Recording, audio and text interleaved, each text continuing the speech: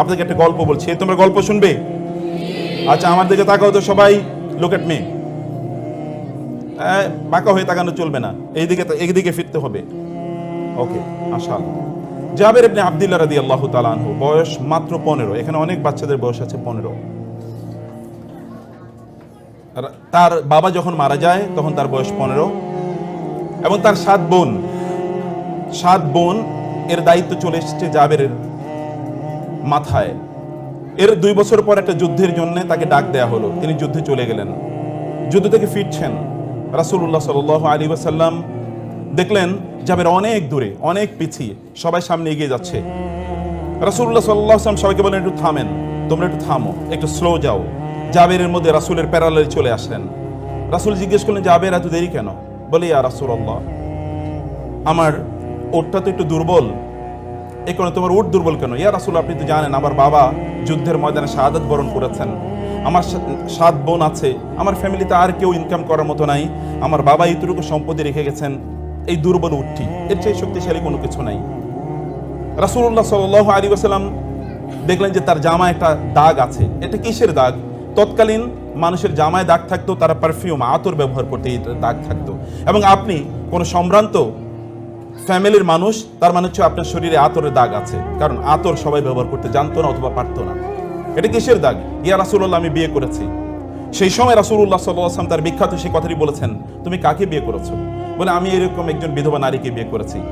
তুমি কেন একজন যুবতী নারীকে বিয়ে করলে না? তুলাইবুকা ওয়া তুলাইবুহা, তুমি তার সাথে একটু আনন্দ করতে পারতে, সে তোমার সাথে আনন্দ করতে পারতো। বলি, ইয়া রাসূলুল্লাহ, আমার 7টা বোন, এই বোনদেরকে লালন পালন করার জন্য আমার একজন দায়িত্বশীলা নারী দরকার ছিল, এবং এই কারণে আমি তাকে বিয়ে করেছি। রাসূল তাকে ইন্টারনালি মারহাবা জানালেন, তুমি big choice, great choice you have made. রাসূলুল্লাহ সাল্লাল্লাহু আলাইহি ওয়াসাল্লাম বলে, তো তোমাকে, আচ্ছা তুমি তো এই দুর্বল উট নিয়ে যেতে পারবে না, আচ্ছা ঠিক আছে। রাসূলুল্লাহ সাল্লাল্লাহু আলাইহি ওয়াসাল্লাম উটকে একটু মাত্র খোঁচা দিলেন। এটা এমন একটা আঙ্গুল, যে আঙ্গুল যদি আকাশের দিকে কেবল এতটুকু কেবল ইঙ্গিত করে, তাহলে আকাশের চাঁদ দ্বিখণ্ডিত হয়ে যায়। এমন একটা আঙ্গুল, যে আঙ্গুল যদি কোথাও কেবলমাত্র এতটুকু পানির মধ্যে ডুবায় বা চুবিয়ে দেয়, এটা হতে পারে যে 1 লোটা বা 1 বদনা পানি, কিন্তু 1700 বা 1600 লোক ওইখান থেকে গোসল করার পানি পায়, তারা পানি পান করার মতো পানি পায়, এবং তারা পানি প্রিজার্ভ করতে পারে, যে পরবর্তীতে পানি তারা ব্যবহার করবে। কিন্তু পানি ছিল মাত্র 1 লোটা। 1400 লোক খায় যে এমন এক আঙ্গুল, যে আঙ্গুল কেবলমাত্র বলেছে এতটুকুই কেবলমাত্র খাবার আছে, একটা ছোট্ট পাতিলের মধ্যে অল্প একটু মাংস আছে আর অল্প কয়েকটা রুটি আছে। তিনি বলেছেন, আমি হাতটা রাখলাম, তোমরা এবার নাও। 1400 লোক খাওয়ার পরে এরপরে যতটুকু মাংস ছিল ততটুকুই অবশিষ্ট আছে। এমন একটা আঙ্গুল, সে আঙ্গুল কেবল একটু খোঁচা মারলো, খোঁচা মারার পর ওটা তেজি হয়ে গেল, এবং এটা সবার আগে এখন দৌড়ে যাচ্ছে। রাসূলুল্লাহ সাল্লাল্লাহু আলাইহি ওয়াসাল্লাম বললেন, জাবের থামো। জাবের থামলেন, তোমার ওটটা আমি কিনতে চাই। ইয়া রাসূলুল্লাহ, একটাই তো আমার সম্পদ, এটা বিক্রি করলে কেমনে হবে? না, তুমি আমার কাছে বিক্রি করে দাও। না, আমি বিক্রি করতে পারবো না। তুমি বিক্রি করো প্লিজ। না, আমি বিক্রি করতে পারবো না, আমার একটাই মাত্র সম্পদ। রাসূলুল্লাহ সাল্লাল্লাহু আলাইহি ওয়াসাল্লাম 10 বার বললেন তাকে, তোমার এটা বিক্রি করে দাও। মাত্র তার বয়স মাত্র 17। এখনকার যুগের বাচ্চাদের বয়স 17 হলেও তারা যতটুকু ম্যাচিউরড, তৎকালীন বাচ্চারা ইন্টেলেকচুয়ালি আরো অনেক বেশি ম্যাচিউর ছিল। আমাদের বাচ্চাদের ম্যাচিউরিটি একটা ভিন্ন জায়গায়। আপনারা এবং আমরা ভয়াবহভাবে একটা ডিস্ট্রাকশনের ওয়ার্ল্ডে বসবাস করছি, ভয়াবহভাবে একটা ডিস্ট্রাকশন। কোন এক সময় পাপ করার জন্য আপনাকে অনেক দূরে যেতে হতো, এখন পাপ করার জন্য অন্য কোথাও যাওয়া লাগে না। এখন পাপ আপনার ঘরের মধ্যেই রয়েছে, আপনার একটা ছোট্ট ডিভাইসের মধ্যে রয়েছে। এমন কোনো পাপের ট্রেস নাই যে ট্রেস এই ডিভাইসের মধ্যে পাওয়া যায় না। এভরিথিং, সব কিছু এখানে পাওয়া যায়, এভরিথিং এখানে রয়েছে। যত ধরনের অ্যাভারেশন, যত ধরনের ডিস্ট্রাকশন, যত ধরনের ওয়েওয়ার্ডনেস, যত ধরনের পথভ্রষ্টতা অথবা ধরেন পথ থেকে সরে যাওয়া, এগুলো সব কিছুর মধ্যে পাওয়া যায়। তারা ছিলেন ইন্টেলেকচুয়ালি ম্যাচিউরড। রাসূল তাকে 10 বার বললেন, 10 বারই তিনি ডিনাই করলেন। অতঃপর যখন 11তম বার তাকে বললেন, তিনি বললেন, ইয়া রাসূলুল্লাহ, ঠিক আছে বিক্রি করে দিলাম। কত দেবেন আপনি? বলেন 1 দিরহাম। 2 দিরহাম। কি বলেন ইয়া রাসূলুল্লাহ, এর দাম কি 2 দিরহাম হয় নাকি? আচ্ছা ঠিক আছে 4 দিরহাম। না, আরো বেশি দিতে হবে। আচ্ছা ঠিক আছে 8 দিরহাম। না, আর একটু বেশি দিতে হবে। বলতে বলতে রাসূলুল্লাহ সাল্লাল্লাহু আলাইহি ওয়াসাল্লাম এটার যা দাম হওয়ার কথা ছিল তার চেয়ে 10 গুণ তিনি দাম বলে বললেন, এটা 40 দিরহাম দেবো, যাও।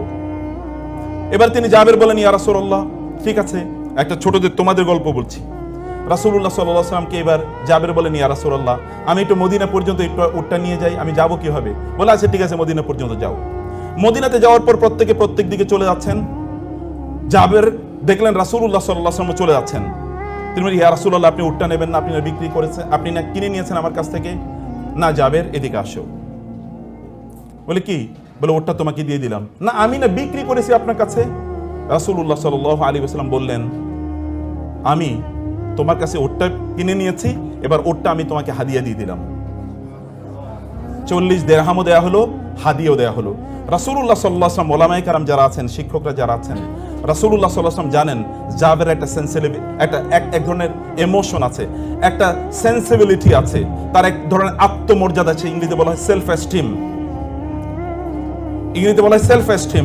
আল্লাহ সুবহানাহু ওয়া তাআলাকে ইজ্জত বলেছেন, ইন্নাল মুলুকা ইযা দাখালু ক্বরিয়াতান আফসাদুহা ওয়া জাআলু আইজ্জাত আহলিহা যিল্লা ওয়া কাযালিকা ইয়াফআলুন। আল্লাহ তাআলা বলেছেন, স্বৈরাচারদের, জালিমদের, এদের একটা চরিত্র যুগ যুগ ধরে আছে। জালিমরা যদি কোনো একটা সময়, কোনো একটা সমাজে অথবা কোনো একটা রাষ্ট্রের যদি তারা ক্ষমতাশালী হয়, তাহলে ওইখানকার সম্মানিত মানুষদেরকে তারা অপমানিত করে। কারণ জানে, সম্মানিত মানুষের একটা আত্মসম্মান বোধ আছে, এরা কোথাও মাথা নত করে না, এরা মাথা উঁচু করে দাঁড়ায়। যদি তারা দেখে যে তাদের সম্মানে কেউ আঘাত করেছে, তাহলে তারা বাঘের মতো গর্জে ওঠে। এই জন্য তারা সম্মানিত মানুষদেরকে অপমানিত করে, তাদেরকে তারা লিকুইডেট করে দেয়, অর্থাৎ তাদেরকে সমাজ থেকে নিশ্চিহ্ন করে দেয়। এটা যুগ যুগ ধরে এটা ছিল। আল্লাহ সুবহানাহু ওয়া তাআলা কোরআনে সূরা সাবাতে, মোস্ট প্রবাবলি, আমি হাফেজ না, আমি জানি না, most probably it is in সূরাতুস সাবা। এটা কি সূরা সাবায় আছে নাকি? হ্যাঁ, কোন সূরায়? আচ্ছা, তোমরা বলতে হবে পরে। ইন্নাল মুলুকা ইযা দাখালু ক্বরিয়াতান আফসাদুহা ওয়া জাআলু আইজ্জাতা আহলিহা আযিল্লা ওয়া কাযালিকা ইয়াফআলুন। এটা তাদের ওয়া কাযালিকা ইয়াফআলুন মানে এটা হচ্ছে যুগ যুগ ধরে তাদের চরিত্র। ফাইলে মুদারি, ফাইলে মুদারির মধ্যে একটা ইস্তেমরারির একটি অর্থ রয়েছে, মানে এটা সব সময় চলে। এটা আল হুদুস, এখন ঘটে, আবার অন্য সময় এটা আত তাহাদ্দুস, মানে বারবার এটা ঘটে, এরকম একটা সম্ভাবনা ফাইলে মুদারির মধ্যে রয়েছে। যাই হোক, আল্লাহ সুবহানাহু ওয়া তাআলা কিভাবে ছোটদের সাথে কিভাবে ট্রিট করতে হয়, এটি রাসূলুল্লাহ সাল্লাল্লাহু আলাইহি ওয়াসাল্লামের চরিত্রের মাধ্যমে আল্লাহ তাআলা দেখিয়ে দিলেন। আমি আপনাদেরকে বলবো, আপনাদের বাচ্চাদের সাথে সম্মানজনকভাবে, রেসপেক্টফুলি তাদের সাথে আচরণ করুন। রাসূল এমনি তাকে সাদাকা করে দিতে পারতেন, কিন্তু এতে জাবের আত্মসম্মানে আঘাত লাগতো। রাসূল এমনি তাকে ভিন্নভাবে কথা বলতে পারতেন, এতে জাবেরের মন খারাপ হয়ে যেতে পারতো। কিন্তু রাসূলুল্লাহ সাল্লাল্লাহু আলাইহি ওয়াসাল্লাম একদিকে তার সাথে একটু আনন্দ করার একটু সময় কাটালেন, একটু আনন্দ দিলেন তাকে, এক ধরনের তার মধ্যে এক ধরনের হাইপার এক ইমোশন তার মধ্যে তৈরি করে দিলেন। এই ঘটনা যেন জাবের আর কোনোদিন না ভুলে। এরকম মানুষকে কি কোনোদিন ভোলা যায়? এমন মানুষকে কোনোদিন ভোলা যায়? যিনি এমন আচরণ করেছেন, তাকে তো হৃদয় দিয়ে ভালোবাসতে হয়, তাকে অন্তর দিয়ে ভালোবাসতে হয়। সম্মানিত বোনেরা, প্রিয় ভাইয়েরা আমার, আল্লাহ সুবহানাহু ওয়া তাআলা একদল লোকের জন্য ভালোবাসাকে আমাদের জন্য অবধারিত করে দিয়েছেন। ইন্নাল্লাযীনা আমানু ওয়া আমিলুস সালিহাতি সায়াজআলু লাহুমুর রাহমানু উদ্দা। আপনি আরবিক ল্যাঙ্গুয়েজ যদি ভালো করে, বিশেষ করে কোরআনিক ল্যাঙ্গুয়েজ যদি অনেক ভালো করে স্টাডি করেন, তাহলে দেখবেন আল উদ এবং আল মুহাব্বা এর মধ্যে পার্থক্য রয়েছে। আল উদকে ইংরেজিতে বলা হয় ইন্টেন্স লাভ। এটা কোনো শরীয়তের বাধ্যতামূলক কোনো লাভ নয়, যে লাভকে আল্লাহ এবং আল্লাহর রাসূলকে করতে হয়। এটাকে বলা হয় মুহাব্বা। কুল ইন কুনতুম তুহিব্বুনাল্লাহ ফাত্তাবিউনি মান আহাব্বা লিল্লাহি ওয়া আবগাদা লিল্লাহি আল মুতাহাব্বিউনা ফিল্লাহ মান আবগাদা লিল্লাহ ওয়া মান আহাব্বা লিল্লাহ ওয়া আবগাদা লিল্লাহ। আল মাহাব্বা এটা হচ্ছে শরীয়ী টার্ম, কিন্তু আল উদ এটা কোনো জিনিসের এগেনস্টে না, এটা কোনো জিনিসের বিনিময় না, এটা অন্তর থেকে উৎসারিত একটা গভীর ভালোবাসা। এই ভালোবাসা যেমন ভাবে আল্লাহ সুবহানাহু ওয়া তাআলা বলেছেন between the husbands and the wives, ওয়া মিন আয়াতিহি আন খালাকা লাকুম মিন আনফুসিকুম আজওয়াজান লিতাসকুনু ইলাইহা ওয়া জাআলা বাইনাকুম মাওয়াদ্দাতান ওয়া রাহমা। স্বামী এবং স্ত্রীর রিলেশনের কেমিস্ট্রি হচ্ছে আল্লাহ তাআলা বলেছেন আল মাওয়াদ্দা। মাওয়াদ্দা হচ্ছে ইন্টেন্স লাভ, একটা গভীর গভীর ভালোবাসা। আমাদের ভালোবাসা তো এখন অন্য জায়গায়। আমেরিকানদের একটা গল্প বলি। আমেরিকানরা তাদের স্ত্রীদের চেয়ে বেশি ভালোবাসে তাদের কলিগদেরকে, অথবা তাদের সেক্রেটারি, কোম্পানি যে সেক্রেটারি, এরকম একটা মেয়ে, ওই মেয়েকে স্ত্রীর চেয়ে বেশি ভালোবাসে। ইউরোপিয়ানরা তাদের স্ত্রীদের চেয়ে তাদের বেশি ভালোবাসা হচ্ছে তাদের ওই রাস্তাঘাটে যে সকল মেয়েরা আছে তাদেরকে। আরবরা তাদের স্ত্রী আছে, তাদের স্ত্রীর চেয়ে তারা বেশি ভালোবাসে উটদেরকে। আর বাংলাদেশি লোকেরা তাদের স্ত্রীর চেয়ে তাদের বেশি ভালোবাসা হলো বারবারই কেবল মায়ের কথা, কেবল বোনের কথা, কেবল খালার কথা, মামির কথা, ইত্তকার, কিন্তু স্ত্রীর কথা বলে না। আই লাভ ইউ এটা স্ত্রীকে বলতে পারে না, অথচ এটা কিন্তু আই লাভ ইউ স্ত্রীকে বলতে হয়। আল্লাহ তাআলা বলেছেন ওয়া জাআলা বাইনাকুম মাওয়াদ্দাতান ওয়া রাহমা। মায়েরা যারা আছেন অন্য কথা অন্যদিকে নেবেন না, আমি এমনি একটা গল্পের জন্য বললাম আর কি। যাই হোক, এরকম একটা ইন্টেন্স লাভ থাকতে হয়। এই লাভের কথায় আল্লাহ সুবহানাহু ওয়া তাআলা বলেছেন ইন্নাল্লাযীনা আমানু ওয়া আমিলুস সালিহাতি সায়াজআলু লাহুমুর রাহমানু উদ্দা। আপনারা কি দেখতে পান না? আপনি যদি চোখ মেলে একবার তাকান, তাইলে দেখবেন যারা ঈমান এনেছিল, যারা আমলে সালেহ করেছে, আল্লাহ সুবহানাহু ওয়া তাআলা সায়াজালু সিন, এটা কিন্তু সামটাইমস এটা তাওকীদের জন্য ব্যবহৃত হয়, এটা কেবলমাত্র ফিউচারের জন্য ব্যবহৃত হয় না কোরআনে। কখনো কখনো সিন এটা তাওকীদের জন্য, তাকিদের জন্য, স্ট্রেস এন্ড এমফাসাইজ এর জন্য ব্যবহৃত হয়। সায়াজালু, আল্লাহ উইল শিওরলি।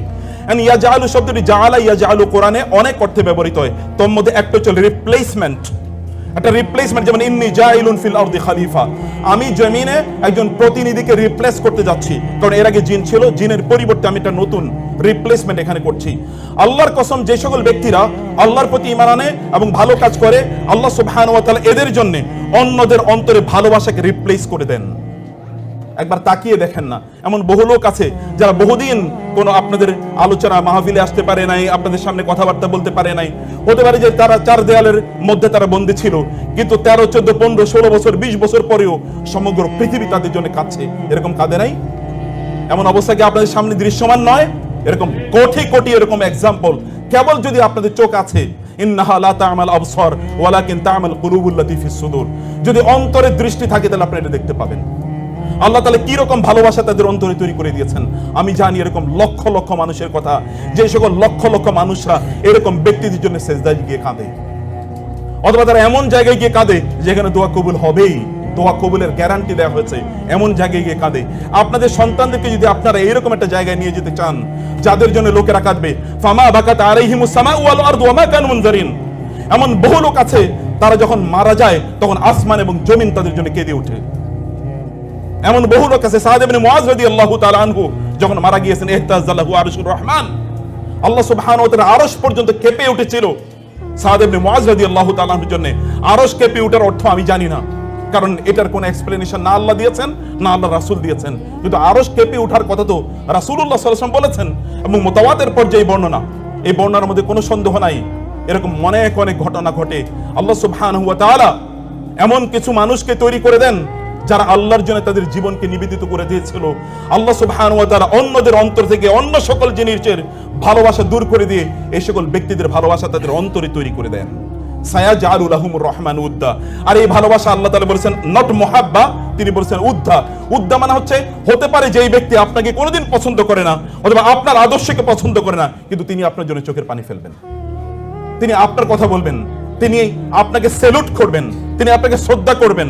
এমন বহু লোক যারা হতে পারে যে আদর্শিকভাবে আপনাকে প্রচন্ড ভাবে তারা ঘৃণা করে, কিন্তু আপনার ভালোবাসা তার অন্তরে আল্লাহ তাআলা এমন ভাবে তৈরি করে দিয়েছেন, সে আপনাকে শ্রদ্ধা করা ছাড়া কোনো উপায় নাই, in public or in private. সম্মানিত ভাইরা, 3 নম্বর বোনেরা, 3 নম্বর যে বিষয়টা আমি বলতে চাই, আমি জানি না 15 মিনিট চলে গেছে কিনা, আমার ঘড়িটা কাজ করছে না। 3 নম্বর যে বিষয়টা আমি বলতে চাই, তাহলে আল্লাহ সুবহানাহু ওয়া তাআলা বলেছেন ইন্নাল্লাযীনা আমানু ওয়া আমিলুস, আল্লাহ সুবহানাহু ওয়া তাআলা বলেছেন ইন্নাল্লাযীনা ক্বালু রাব্বুনাল্লাহ সুম্মা ইসতাকামু তাতানাজ্জালু আলাইহিমুল মালাইকাতু আল্লা তাখাফু ওয়া লা তাহজানু ওয়া আবশিরু বিল জান্নাতি আল্লাতী কুনতুম তুআদুন। কোরআনের প্রত্যেকটা শব্দ যদি আমি বিশ্লেষণ করি তাহলে এটা অনেক সময় লাগবে। ইন্নাল্লাযীনা ক্বালু রাব্বুনাল্লাহ সুম্মা ইসতাকামু, আমি শুধু তাতানাজ্জালু শব্দটি বলি। তাতানাজ্জালু এটা বাবুত তাফাউল, এটা বাবুত তাফাউল, বাব তাফঈল, বাব ইফআল, অথবা যদি আমরা বলি বাব নাসারা অথবা দরাবা, যেটাকে আমরা মডার্ন ইংলিশ, মডার্ন আরবিক এটাতে বলি ফ্যামিলি নাম্বার 1, এটা হচ্ছে ফ্যামিলি নাম্বার 6। ফ্যামিলি নাম্বার 6 এ কোরআনে যত শব্দ এসেছে সবগুলো শব্দের মধ্যে কাসরাত রয়েছে, কাসরাত মানে অনেক বেশি। যেমন তানাজ্জালুল মালাইকাতু ওয়ার রূহু, তাতানাজ্জালু আলাইহিমুল মালাইকাতু, এখানে আলিফ লাম এটা কখনো কখনো ইস্তিগরাক অথবা লিল কাসরা, একটা কমিউনিটিকে বোঝানোর জন্য ব্যবহৃত হয়। যেই সকল ব্যক্তিরা তারা ঈমান এনেছে, ঈমানের উপর তারা সুদৃঢ় ছিল, আল্লাহ সুবহানাহু ওয়া তাআলা বলেন এদের মৃত্যুর সময় বিশাল সংখ্যক ফেরেশতা তাদের উপর এসে নাজিল হয়, তাতানাজ্জালু আলাইহিমুল মালাইকা, এবং ফেরেশতারা এসে তাদেরকে বলে আল্লাহ তাখাফু ওয়া লা তাহজানু ওয়া আবশিরু বিল জান্নাহ। আল্লাহ তাখাফু, তাখাফু এবং তাহজানু, তোমাদের কোনো ভয় পাওয়ার কোনো কারণ নাই, অতীতের যা তোমরা করেছো এর জন্য কোনো ভয় পাওয়ার কোনো কারণ নাই। এমন অনেক মানুষ আছে যে সকল মানুষ, এমন অনেক মানুষ আছে যেই সকল মানুষ অতীতে এমন কাজ করেছিল, মৃত্যুর ফেরেশতা যখন তার কাছে আসে তখন সে বলতে থাকে খবরদার আমার একটু একটা দিন সময় দাও, আরো একটা দিন বাঁচতে চাই, আরো একটা দিন থাকতে চাই। এটাকে বলে আল খাউফ। এবং দুটো হচ্ছে আল হাজান অথবা আল হুজন। হুজন মানে হচ্ছে ভবিষ্যৎ সম্পর্কে আপনার টেনশন, আমি যা আকাম করছি অতীতে এটার জন্য জানি কি যেন হয়, কি যেন হয়, ভবিষ্যতে যেন আল্লাহর সামনে গিয়ে কিভাবে দাঁড়াতে হয়। এইরকম একটা পরিস্থিতিতে ফেরেশতারা এসে তাদের কাছে বলে আপনি হয়তো বা মা তার পাশে আপনি দাঁড়িয়ে কাঁদছেন, আপনি বাবা কাছে কাঁদছেন, আপনার সন্তানরা আপনার মৃত্যুর সময় কাঁদছে এবং আত্মীয়স্বজন কাঁদছে, কিন্তু আপনি হাসছেন। কেন হাসছেন জানেন? কেন? আপনি কিন্তু মৃত্যু অথবা মৃত্যুর দুয়ারে আপনি দাঁড়িয়ে আছেন, আপনি হাসছেন আর অন্যান্যরা কাঁদছে। কেন আপনি হাসেন জানেন? কারণ ফেরেশতারা এসে আপনাকে বলেছে লা তাখাফু ওয়া লা তাহজানু। 3 নম্বরে আপনার সামনে জান্নাত উপস্থাপন করা হয়েছে, ওয়া আবশিরু বিল জান্নাহ, এবং তাকে জান্নাতের সুসংবাদ দাও। নাহনু আউলিয়াউকুম ফিল হায়াতিদ দুনিয়া ওয়া ফিল আখিরাহ, তোমাদের বন্ধু ছিলাম আমরা দুনিয়াতে এবং আখিরাতেও তোমাদের বন্ধু আমরা। রাসূলুল্লাহ সাল্লাল্লাহু আলাইহি ওয়াসাল্লাম বললেন, তুআদু আর রূহু ফি জাসাদিহি, ব্যক্তি যখন মারা যায় তখন তার রূহটা তার শরীরে ফিরিয়ে দেওয়া হয় এবং তাকে তখন ফেরেশতারা এসে তাকে প্রশ্ন করে, 4টি প্রশ্ন করে, এবং চতুর্থ প্রশ্নটি 3টি প্রশ্ন আমরা সবাই মুখস্থ জানি। চতুর্থ এবং সহিহ হাদিস, এটা হাসান আল আরনাউত তিনি, শোয়েব আল আরনাউত তিনি বলেছেন হাদিসটি সহিহ। ইমাম আহমদ ইবনে হাম্বল তার মুসনাদে হাদিসটি বর্ণনা করেছেন। তিনি বলেছেন রাসূলুল্লাহ সাল্লাল্লাহু আলাইহি ওয়াসাল্লাম বললেন, ফেরেশতারা তাকে 4 নম্বর প্রশ্নই করবে, ওয়ামা ইলমুকা, কি ধরনের জ্ঞান অর্জন করেছো আপনাদের বাচ্চাদের ব্যাপারে, এই কথাটি কি জ্ঞান অর্জন করেছো?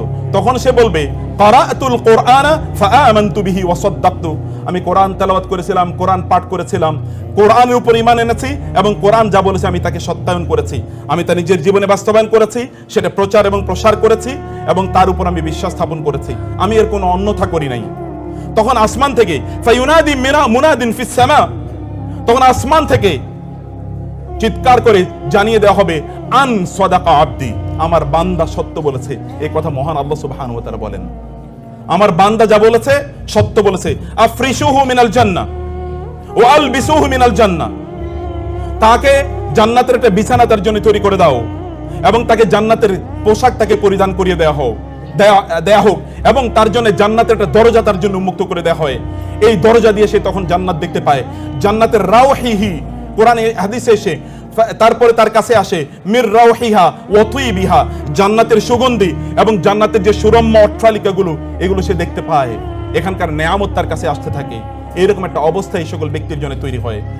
সম্মানিত ভাইয়েরা এবং বোনেরা, আপনারা যদি আপনাদের সন্তানদেরকে চান এরকম মানুষে তারা পরিণত হোক, পৃথিবী ব্যাপী আল্লাহ সুবহানাহু ওয়া তাআলা তাদের অন্যদের অন্তরে এদের ভালোবাসা তৈরি করে দেখ, এরা সফল হোক এবং এরা যখন আল্লাহ সুবহানাহু ওয়া তাআলার সামনে যখন যাবে তখন এরা এলিট হিসাবে, অ্যারিস্টোক্রেটিক হিসাবে, নোবেল হিসাবে, সম্ভ্রান্ত মানুষের মতো তারা আল্লাহর সামনে দাঁড়াবে অথবা আপনারা আল্লাহর সামনে দাঁড়াবেন। এরকম অবস্থায় তাহলে অবশ্যই আপনাদের নিজেদেরকে সিদ্ধান্ত নিতে হবে। 15 সেকেন্ডের ওই সময়ে আপনার সন্তানকে নিয়ে আপনি যা চিন্তা করেছিলেন না, সেটিকে নিয়ে আপনি ভাবুন, সেটিকে আপনি করতে থাকুন, সেই পথে আপনি অব্যাহতভাবে চলুন। আশা করছি তানজিমুল উম্মাহ সেই পথে আপনাদেরকে পরিচালিত করছে এবং আল্লাহ সুবহানাহু ওয়া তাআলা এখানকার ম্যানেজমেন্টকে সেই তৌফিক দান করুন, আল্লাহুম্মা আমিন। এবং আমাদের এই দেশকে আল্লাহ সুবহানাহু ওয়া তাআলা তার দ্বীনের জন্য, তার শরিয়ার জন্য এবং তার রাসূলের সুন্নাহর জন্য কবুল করে নিন। এখানকার উলামায়ে কেরামদের আল্লাহ তাআলা মর্যাদা অনেক অনেক বাড়িয়ে দিন এবং আল্লাহ সুবহানাহু ওয়া তাআলা তাদেরকে ডিভাইন হেফাজতের মাধ্যমে তাদেরকে হেফাজত প্রদান করুন। যারা দ্বীনের দাওয়াতি কাজ করছেন তাদের কথাকে আল্লাহ তাআলা এবং তাদের আওয়াজকে আল্লাহ সুবহানাহু ওয়া তাআলা বলিষ্ঠ করে দিন, তাদের সাহসিকতাকে আল্লাহ তাআলা বাড়িয়ে দিন, তাদের মর্যাদাকে আল্লাহ তাআলা শক্তিশালী করে দিন এবং তাদের মাধ্যমে যেন এই সমাজ পরিচালিত হয় এমন একটা সিচুয়েশন এবং অবস্থা আল্লাহ তাআলা তৈরি করে দিন। থ্যাংক ইউ ভেরি মাচ, জাযাকুমুল্লাহ খায়ের। আপনারা অনেকটুকু সময় দিয়েছেন, আপনাদেরকে আল্লাহ তাআলা অনেক কল্যাণ দান করুন এবং তানজিমুল উম্মাহ ম্যানেজমেন্টকে আমি সম্মানিত চেয়ারম্যান এবং সম্মানিত প্রিন্সিপাল এবং অন্যান্যদের যারা আছেন তাদের প্রত্যেকে কৃতজ্ঞতা জানাচ্ছি আমাকে এখানে দাওয়াত দেওয়ার জন্য এবং সুযোগ করে দেওয়ার জন্য কিছু কথা আপনাদের সাথে শেয়ার করার। আল্লাহ সুবহানাহু ওয়া তাআলা সবাইকে অনেক অনেক কল্যাণ দান করুন, আমিন। হাযা ওয়া সাল্লাল্লাহু সুবহানাহু ওয়া তাআলা নবিয়ানা মুহাম্মদ ওয়া আলিহি ওয়া সাহবিহি আজমাইন। সুবহানাকাল্লাহুম্মা ওয়া বিহামদিকা আশহাদু আল্লা ইলাহা ইল্লা আনতা আস্তাগফিরুকা ওয়া আতুবু ইলাইক। ওয়াসসালামু আলাইকুম ওয়া রাহমাতুল্লাহি ওয়া বারাকাতুহু।